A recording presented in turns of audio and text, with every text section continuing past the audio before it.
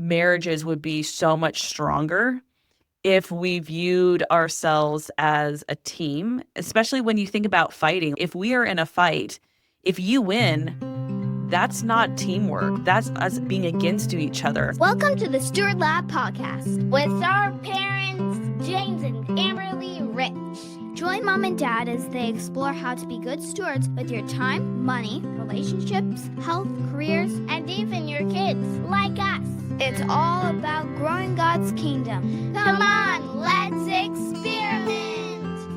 Today we've got a very exciting episode for you. This is anniversary edition of Steward Lab Podcast. We are talking about our anniversary. Yeah. At the point that this is airing, we celebrated our 16th wedding anniversary. Mm-hmm. We thought we should shift gears and talk about stewarding marriage for this particular episode in honor of our anniversary. Yeah, it's really exciting that, and kind of crazy that we've been married for 16 years at this point. It seems like just yesterday that we were dating, and I don't know, it doesn't seem like we're old enough to be married for that long. Right, but then you look at the age of our kids and then it starts settling in. It does, for sure. Well, let's start this off with a little story. We always like to start with a story in our podcast. And this one goes back to when we were first engaged. So as we were engaged, we went and got premarital counseling. Mm-hmm. And it was actually a really incredible experience for us. I felt like it really did help us get to a place to be able to get started in our marriage in a healthy place. But while we were going through this, Amberlee, for those of you that don't know, is an avid learner, a reader of all things. When we first got married, Amberlee was just consuming anything and everything she could find about marriage. Mm-hmm. So if anybody says that we have a great marriage, a lot of it's because Amberlee has done the research and helped us figure it out. But I guess one of the things that you had read was about somebody, I don't remember exactly, they had gone out and they had interviewed a bunch of people in their marriages. Is that right? Yeah. So I love reading for the next stage of life. And so I got to the point where we were engaged. I'm like, I need to read as many marriage books so I can nail this and make myself feel more prepared than I actually was. And so I read this book, and I don't even remember what book it was. If you know it, let me know, drop a comment. But I read this book and they just talked about interviewing different couples and getting their marriage advice for them. And I just thought, oh, James, we should do this. We should interview our parents, interview people that we know, people that we look up to, that we can glean some of that information about their marriage and incorporate it into our future marriage. And side note, we were poor college students at the time. And so if you're a poor college student and you ask if you could interview an adult about some topic, they might invite you over for dinner. It's true. We got a lot of dinners. Yeah, and people felt so honored, and it was such a neat experience to go and ask people that we look up to, hear their story and glean from them and write it down and be able to have that all put together. Yeah, so we took this notebook and we would invite ourselves over. We would sit down and we would just ask them questions. And we were looking for marriages that we saw things in it that we wanted to have in our marriage. And so us sitting down and asking them, hey, tell us more about marriage. Like what has been difficult for you? How have you overcome that? And all sorts of things. We got some wild information. Yes. I think one of my favorite things was we sat down. Actually, this one was a group setting. So we had my parents, we had a couple elderly couples from our church as well. Yeah, your church growing up. Yeah, my church growing up. And they were all at the house I grew up in, and we were asking them all these questions. And we went around and said, well, what's your best piece of advice? And one of the older ladies said, well, it's very sweet. You would never think that this would come from her. She says, figure out, she was talking to Amberlee. She says, figure out what James's favorite color is and wear it to bed. And don't wear flannel. Yeah. And they've been married for, I think it was like 60 years or something like crazy long. Yeah. We all just laughed and laughed. And it was so much fun. Mm-hmm. But it was something that we got to cherish. I've got a picture of that time. And if I can find it, maybe I'll put it up on YouTube so you guys can see that. But I don't remember how many couples we interviewed, but we still have the notebook. And a couple of years ago, we pulled it out, we read through it, and it was really, really good. I remember thinking, man, if I ever write a book, it'd be so fun to just interview couples and get their ideas on marriage. And we did that when we started having kids and interviewing people who have kids and asking their insight and gleaning from their wisdom. And so I think it's just important to steward the marriage that we have. Marriage doesn't stay stagnant. It's either getting better or getting worse. And I think it's really easy when you're in a dating situation that you're continually trying to pursue the other person and put them first. And then when you get married, it's really easy to just put the brakes on, feel comfortable, and not be intentional in that area. And that isn't something that's healthy. Marriage really is something that we need to steward. We talked about this in previous podcasts, that stewardship is not just about money. It's also about time. It's about parenting. It's about stewarding whatever resource or whatever thing that you have.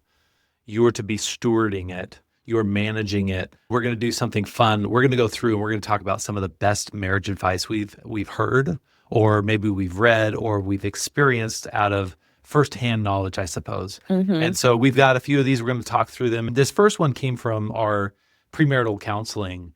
It was the pastor that was working with us, and he had said, get a PhD in your spouse. So the first piece of advice is get a PhD in your spouse, a PhD level education of your spouse. And I remember he had said most marriages, the individuals in that marriage only have as much of maybe a GED level of knowing their spouse. And so if you can focus on getting to know your wife or getting to know your husband in such an intimate way that you would get a diploma and be Dr. of Amberlee for me, or Dr. of James for you, there's something about knowing your spouse that completely and radically changes the way that you can interact on a regular basis. Yeah. And I remember hearing that advice and it just hit home for me. My dad was a professor and has his PhD, and knowing the level of education that it took him and being surrounded by high level academia, I was surrounded by people who were working on getting their PhD or had their PhDs, and seeing how much work it took, how many years of dedication and how much input and research that they would go into. It just made me think about, wow, I don't want to just have a surface level understanding of you.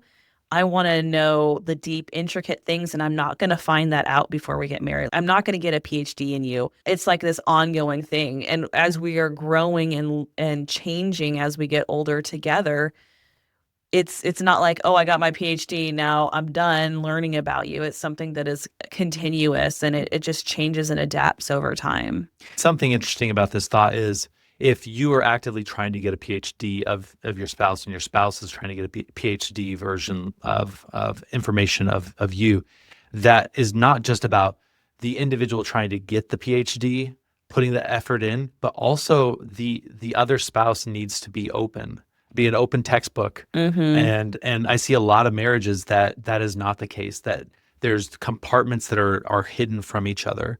And you get these first chapters, but the rest of the chapters are mine, and you don't get a part of that. And that makes it very difficult to have an intimate relationship with your spouse. That's good. Our second best marriage advice before we got married was get marriage counseling every year. Yeah. You go to the doctor every year and get an annual checkup. Same kind of thing. And the recommendation was to do this that way when we do need to get marriage counseling and we do hit roadblocks in our marriage, that getting counseling and getting help is not like this scary monster that we've never tackled before. And it also helps us to unpack and deal with things before it has time to fester. It doesn't allow you to be the type of person that doesn't need counseling. And so when counseling is just part of the thing, like, hey, we're getting married, our wedding is next week, let's schedule out our first year of marriage counseling. Now, this in practice has looked different throughout the years. For us, sometimes it is sitting down with a pastor and saying, hey, We would love for you to do some counseling with us. Sometimes we don't have much to talk about, but we're putting ourselves in that habit of doing that. Other times it's us going on a weekend retreat and being a part of some sort of marriage enrichment retreat of some sort. Yeah, like a conference Like or a conference. something. Yep. Yeah, Yeah. so it depends on the season of life, but we're doing something to actively bring us closer together and bring up the issues that need to be brought up. Right. Yep. So the next piece of advice that we were given was to date your spouse. And I think this is probably a very popular thing to be said, but I don't know that a lot of people still date their spouse. When life gets in the way and life happens, it gets harder and harder for you to actually carve out time to do this. And so one of the rhythms that we've put into our week is every Thursday is date night for you and me. Tuesdays are date night for kids, but we've taken this to heart, and I feel like it's been such a blessing for our relationship for us to turn off our phones, look each other in the eye, and go out and do something, whether that be going on a hike or going and getting some coffee. You sitting there and drinking tea while I drink coffee is probably more like it. Going out for dinner, watching a movie, just walking Costco sometimes is a date for us. That brings us back to our olden days when we didn't have air conditioning in our car or our house, and it would get very hot. And so we would go to Costco and we would just enjoy each other's presence in Costco. We would first stop at the electronics, which is right at the beginning, and we would catch a little bit of a movie, and then we'd go. Sometimes You're making it sound so much sometimes worse they'd than have it actually was. sometimes they'd have massage chairs there, and so I'd get Amberlee a massage, and then I we'd know you walk- spoiled me rotten. and then I would walk her over and I would give her little hors d'oeuvres all throughout the entire experience. It was like little morsels of love along the way. And then if we were still hungry, I would buy you a hot dog. That's how our dates started out. I think they're a little more sophisticated now. Yeah, and even when our kids were really young and we didn't have childcare as easily accessible, we would just put our kids to bed and then we would have a date night at home. And it was really amazing. And I think a lot of times we feel like it has to be this big, drawn out, fancy date to make it an actual date. But I think as long as you're spending time connecting with each other, it can be something small. And if you're doing it more consistently, it doesn't have to be huge and drawn out and like something that cost an arm and a leg. I remember one time when we first moved here to Meridian, our next door neighbors invited us over to play cards. And so as a date, we set up those little baby monitors that could reach from our house to their house. We went to their house and would listen to the baby monitor, make sure we could hear our baby breathing and screaming if necessary, if that happened. And we sat there and we did a little double date and we played cards, and it was really enjoyable. And so getting creative with this, depending on the stage of life you're in, is important, but always date your spouse. So important. Yeah. The next marriage advice is to meta-communicate. And before we were together, I've never heard of the word meta-communicate. It was not my vocabulary at all, but James, being a communications major, he talked about meta-communicating, which is just communicating about your communication, which is very helpful in marriage, is to actually communicate about how we are communicating to each other. Yeah, because it's not usually what's said, it's how things are said. That is the problem. And if you just focus on what was said, there 80% is nonverbal communication. 80% of communication is nonverbal. So really, the only 20% of what you're saying is actually part of the message. I double majored in mass communications and speech communications. One of the things we talked about was meta-communicating. And when we first got married, that just stuck with me. And while that wasn't a piece of marriage advice, it was something that was really healthy for us, especially when we first got married, for us to be able to express, hey, when you said such and such in that tone, I didn't really like that. Like, can we talk a little bit more about that? It really helped us with expectations, especially at the beginning, because even there's things today, like little things like when we first got married, I would put 2 towels out for you after you would shower, thinking like, I use 2 towels. Of course, he'll need 2 towels. And then I probably would have been doing that our entire life if you wouldn't have said, I'm just curious why you put two towels out when I only use one towel. And I'm like, I had no idea. And it's just that communicating about your communication and how you talk to each other has been so helpful. Yeah. Amberlee just expected that I was going to do the whole put it up on my head, and twist it around thing, which, now that I'm thinking about it, I might start doing that. I think it's a good look. I really do. Yes. The next piece of advice is to be a team. And we see this all the time that when somebody gets married, you have two people that hang out on occasions, but then they have their whole separate lives. And they're not living in this like union together. It's now I still have my set of friends over here and you've got yours over there. And every once in a while we might create a new friendship or relationship and start developing it that way. But it's rarely what it should be. And that's becoming one. Mm-hmm. These two individuals becoming one and being a team. There's quite a few verses that really lean into this, but one in particular is Matthew chapter 19, verses 4-6.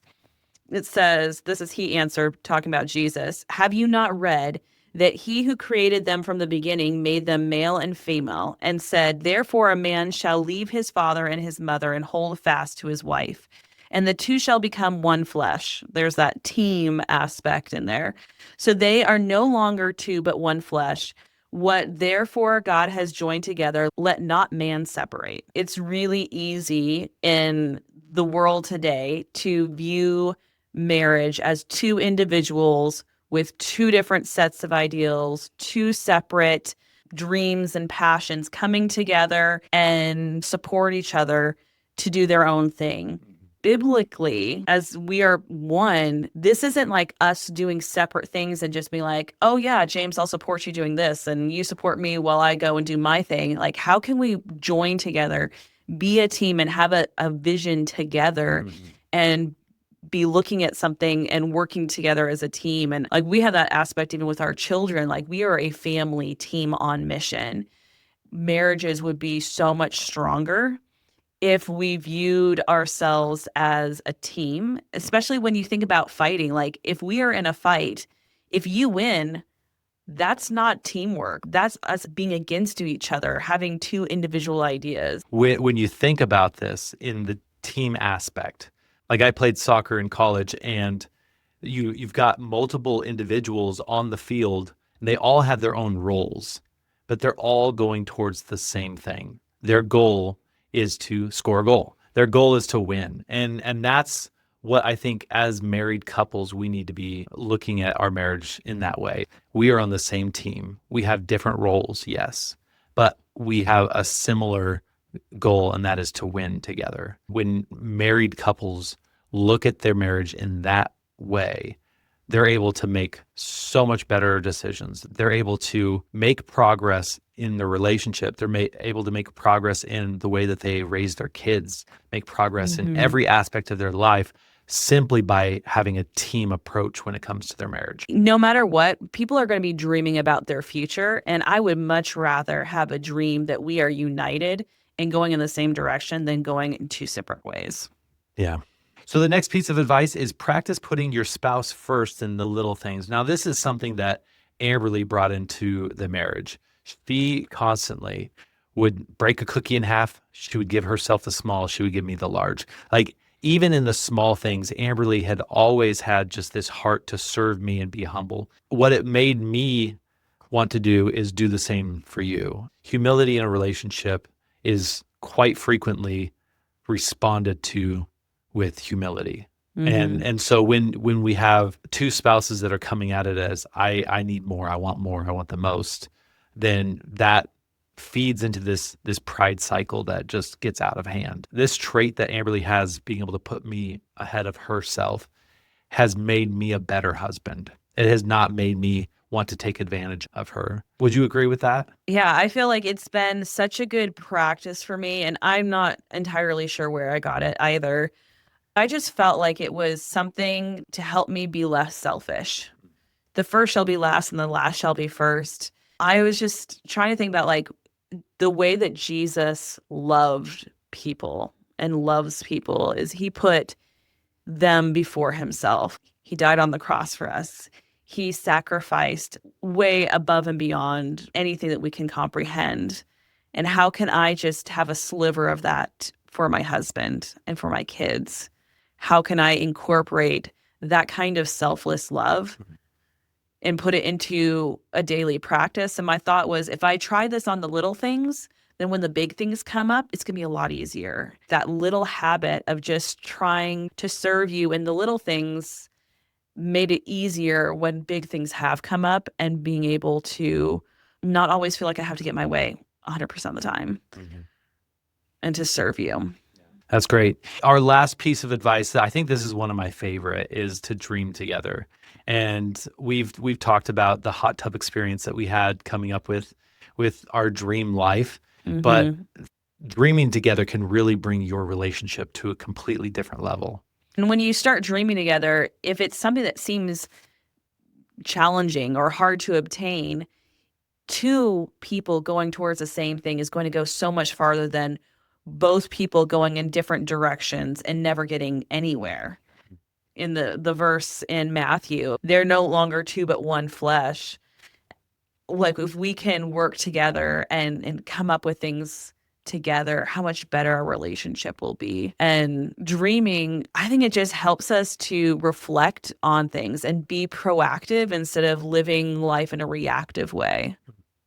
So here's what we want to ask you. What has been the best marriage advice that you've received? If you're married, what has been some of the best advice you've received?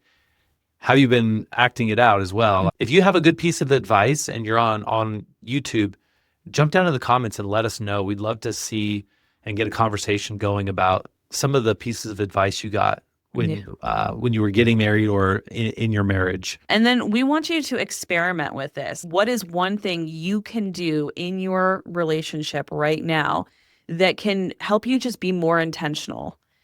We've talked quite a bit about some different marriage advice. Does any of that just strike a chord? Is there anything that you're encouraged to put into practice? Or maybe this is just jogging your thoughts to something else that you feel like, oh, I really need to start doing this. And so putting it into practice. Start small. Yeah, especially those of you that might be struggling in your marriage and you just need to take one step closer to a better relationship with your spouse. What is one thing that you can do, one thing that you can implement to steward your relationship with your spouse better? Yeah. And then think about that and then do it. One great place to start off is praying together. We started that pretty much when we got married. We'd crawl into bed, go to bed together. That is another huge thing.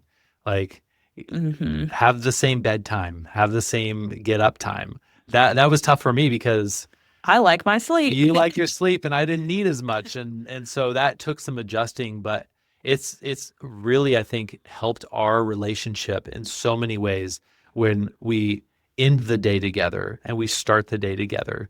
And at the beginning and end of each day, we are praying together as a married couple.